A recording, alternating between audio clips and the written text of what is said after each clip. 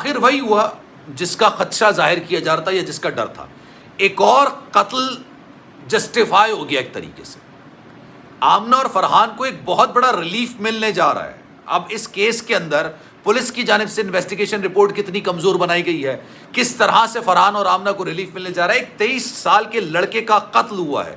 ایک بیٹا, ایک بھائی اور ایک عورت کا شوہر جو کہ آنے والے وقتوں میں اس کا شوہر بننے والا تھا, اس کے ساتھ نکاح ہو چکا تھا, اس کو بے دردی کے ساتھ قتل کر دیا گیا.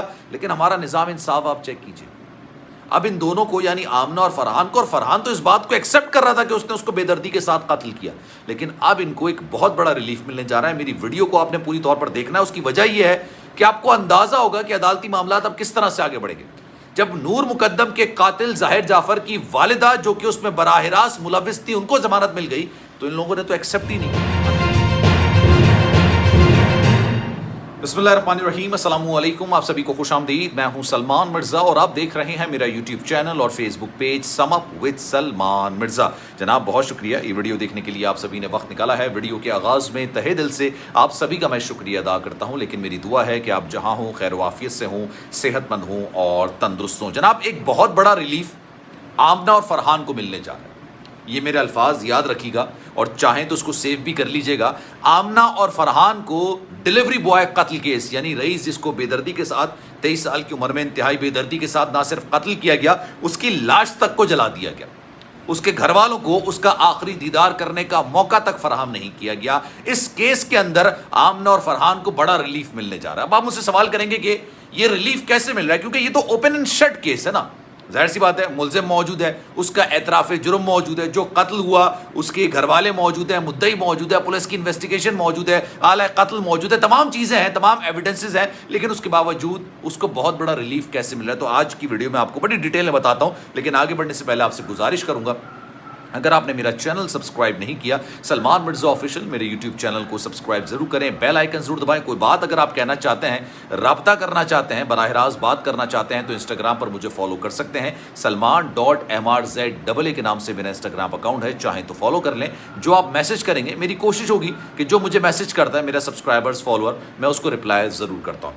اچھا جناب, ہمارے ملک کے اندر نا انصاف کا نظام کچھ اس طرح کا ہے کہ کہیں نہ کہیں جا کے بڑے سے بڑا مجرم کیوں نہ ہو, اس کو کوئی نہ کوئی ریلیف مل ہی جاتا ہے, کسی نہ کسی طریقے سے اس کو ریلیف مل ہی جاتا ہے. یہ اوپن اینڈ شٹ کیس ہے.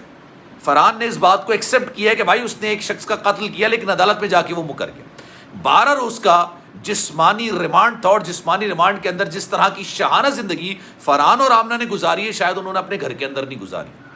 روزانہ نئے کپڑے پہنتے تھے, روزانہ اچھا کھانا کھانے کو ملتا تھا, روزانہ یوٹیوبرز کو انٹرویو دیا کرتے تھے. آپ یہ سوچئے جسمانی ریمانڈ کے اندر, اور جسمانی ریمانڈ اس لیے دیا جاتا ہے تاکہ ان سے تفتیش کی جا سکے, ان سے سوال جواب کیے جا سکیں, پولیس اپنی انویسٹیگیشن رپورٹ کو آگے بڑھا سکے, آلہ قتل برآمد کیا جا سکے, موٹیو جان سکے. یہ تمام چیزیں جسمانی ریمانڈ کے اندر ہوتی ہیں, اور جسمانی ریمانڈ کے اندر آپ بیل اپلائی نہیں کر سکتے, یعنی آپ درخواست ضمانت دائر نہیں کر سکتے.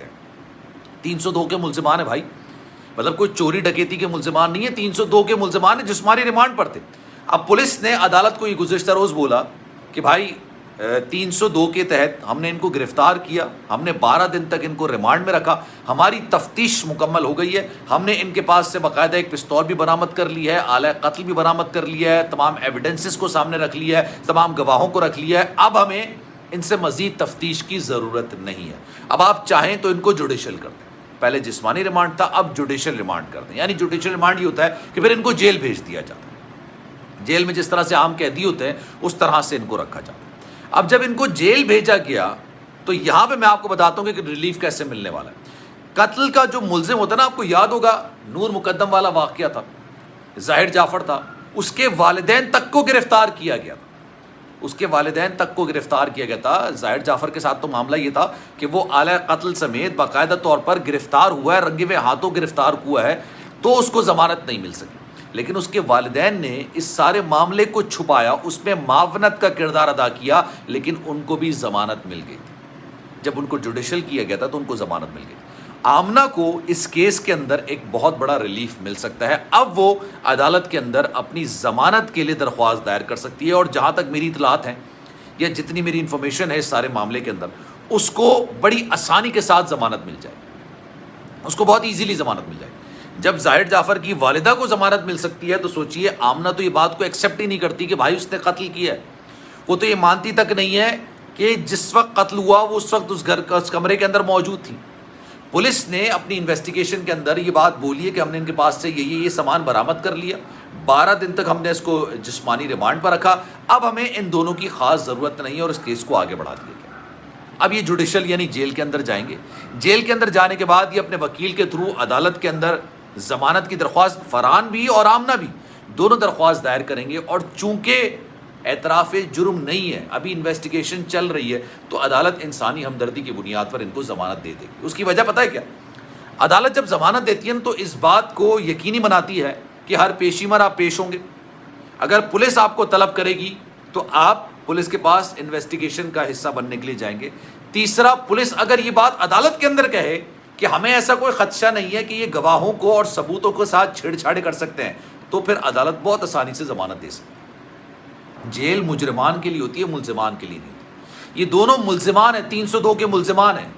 ابھی تک عدالت میں ان کے اوپر قتل ثابت نہیں ہو سکا ہے کہ انہوں نے رئیس کا قتل کیا ہے، تو ان دونوں کو بڑے آسانی کے ساتھ ضمانت مل سکتی ہے. یہ جب میں پوری سٹوری ایک وکیل سے ڈسکس کر رہا تھا نا، جب پوچھ رہا تھا، تو انہوں نے مجھے بتایا کہ یار اقدام قتل اور قتل کے جو ملزمان ہوتے ہیں نا، ان تک کو عدالت ضمانت دے دیتی ہے کیونکہ کیس چل رہا ہوتا ہے. اور جب کیس چل رہا ہوتا ہے، کیس کا معاملہ آگے بڑھ رہا ہوتا ہے، اگر پولیس کو یہ خدشہ ہوتا ہے کہ ثبوتوں کے ساتھ چھیڑ چھاڑ کریں گے، گواہوں کو ورغلانے کی کوشش کریں گے، تو پھر پولیس باقاعدہ طور پر یہ بیان دیتی ہے کہ آپ ان کو ضمانت نہ دیں، مطلب اپوز کرتی ہے. اور پولیس کا اس وقت اس طرح کا کوئی موڈ نظر نہیں آ رہا ہے کہ انہوں نے سارے معاملے میں اس چیز کو اپوز کرنا ہے کہ بھائی ان کی ضمانت نہ دی جائے، ان کی ضمانت نہیں ہونی چاہیے، یا یہ انویسٹیگیشن پر اثر انداز ہوں گے. تو جب پولیس اپوز نہیں کرے گی تو عدالت پھر ان کو ضمانت دے دے گی. مجھے بڑے افسوس کے ساتھ کہنا پڑتا ہے یار، رئیس بے دردی کے ساتھ قتل ہو گیا. 23 سال کا لڑکا تھا، معصوم لڑکا تھا. اس سارے معاملے کے اندر جتنا آمنہ ذمہ دار ہے اتنا رئیس بھی ذمہ دار.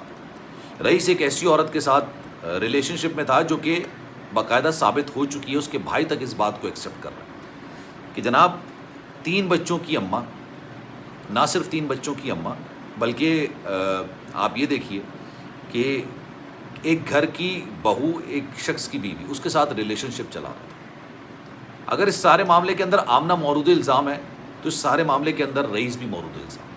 اس کو بھی الزام سے بری ذمہ نہیں قرار دے سکتے. لیکن ہاں اس کے ساتھ ظلم ہوا ہے، اس بات سے صرف نظر نہیں کیا جا سکتا.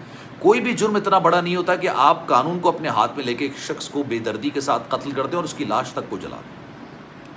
خیر جناب، اس بارے میں آپ کی رائے کیا ہے؟ میں چاہوں گا کہ کامنٹ سیکشن میں اپنی رائے کا اظہار ضرور کیجیے. سلمان مرزا کو دیجیے اجازت. زندگی رہی، صحت رہی، آپ کی دعائیں رہیں تو انشاءاللہ آپ سے پھر ملاقات ہوگی. جانے سے پہلے گزارش، اگر آپ نے چینل سبسکرائب نہیں کیا سلمان مرزا آفیشیل، میرے یوٹیوب چینل کو سبسکرائب ضرور کریں، بیل آئیکن ضرور دبائیں. اپنا بہت خیال رکھیے.